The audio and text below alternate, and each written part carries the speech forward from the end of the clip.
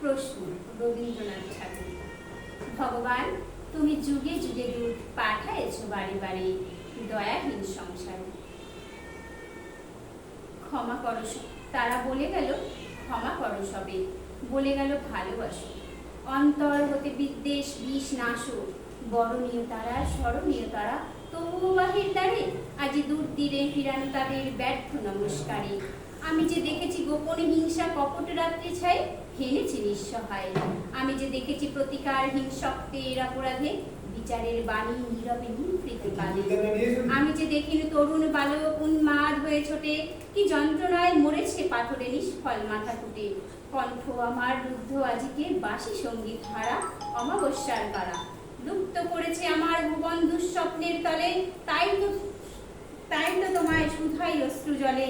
যাহারা তোমার বিষায়েছে বায়ু নিভাইছে তব আলো, তুমি কি তাদের